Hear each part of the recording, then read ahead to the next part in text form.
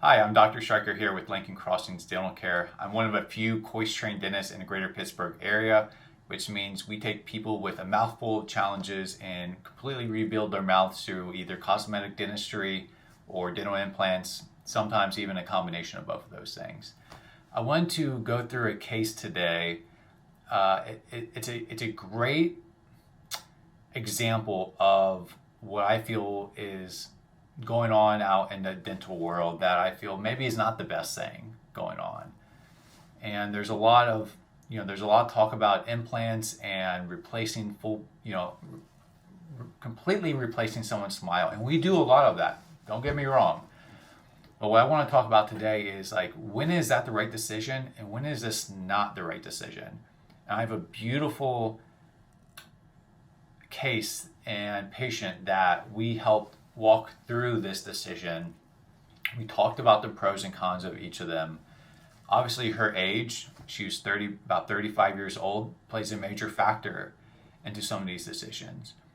But what I see going on is in a lot of these corporate implant centers, everyone gets one option.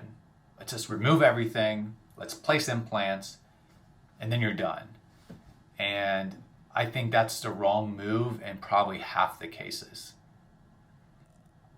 Every month I get people coming in and telling me this is what somebody told me, and I'm honestly shocked that they were told that.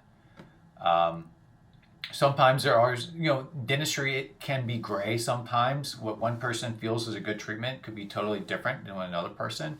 But what I find more and more is all the people who have just one tool in their tool belt, which is a hammer, everyone they see is a nail. So bam, bam, bam. Like everyone gets the same thing because that's what they do. That's what they know how to do. I think what really separates my office and my training is because I have extensive training in implants and cosmetics and regular dentistry, I can take somebody and give you options. Do we save? Do we get rid of? Do we try and rebuild? Is it worth rebuilding? Is it worth the money to rebuild, the time, the effort? There are pros and cons to everything. Yes, you can get rid of all your problems with your teeth if you remove them.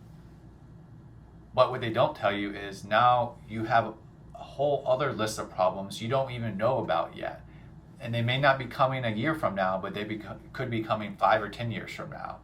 And then your options just got a whole lot more terrible. So my goal is to make sure people are crystal clear about what they're getting, what their options are. And so I'm going to walk you through this case. This lady came in young girl came in about 35 years old. This is about a year ago. We first saw her and we just finished this up, several months ago. So if we're looking at her smile, it's not, when you're initially looking at the smile, I don't think anyone looks at that and says, man, this is terrible. Yeah, nothing you can do there. I mean, she's got most of her teeth that she's smiling with, and I'll show you some other photos here, but let's see. You can see from the side, she is missing a lot of back teeth. She's missing some back teeth on the lower here, a couple more back teeth up top, and you can actually see these teeth have started to shift down. So if you lose an opposing teeth, whether it's a single or double, what will happen is those teeth will start to shift down or shift up if it's on the lower. So this can be a problem, and this is a difficult thing to fix. Now with her, I'm not going to get into her treatment yet. That will be the next video, but I just wanted to set up this scenario here. So yeah, she's missing some teeth for sure, and she's got some teeth in bad positions. So this lady came in and she said to me, I don't know what to do. I went to an oral surgeon, and they told me I need all my teeth removed and put implants in everywhere. She had already put a deposit down, over $20,000. She was already scheduled for the surgery, and she said something just didn't feel right to me.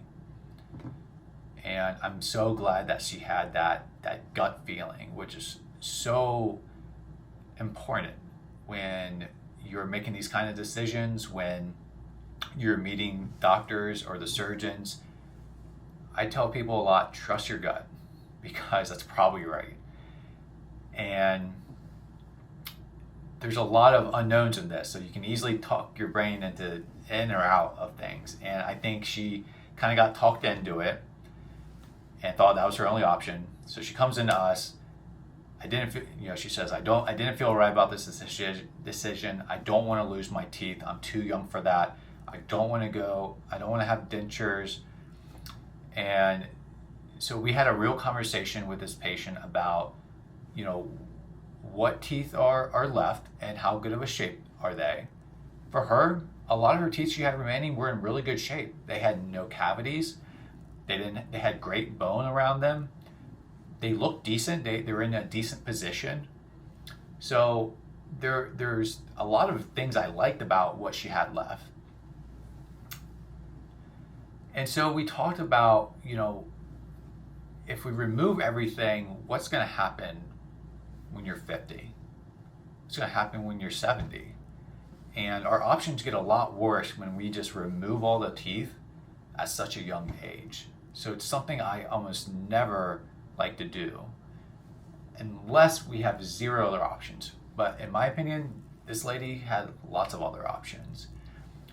Now, she didn't like the color of her teeth. She didn't like her overall smile. It was very narrow in the back, so you don't see a whole lot of teeth in the back here.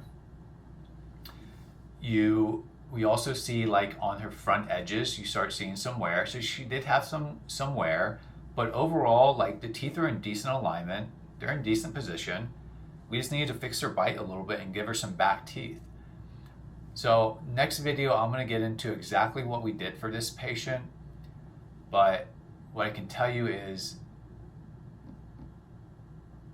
this patient keeping her teeth is going to play such dividends, not only in the short term, but when she gets older and she's 50 and she still has her teeth and she has implants that she can work with,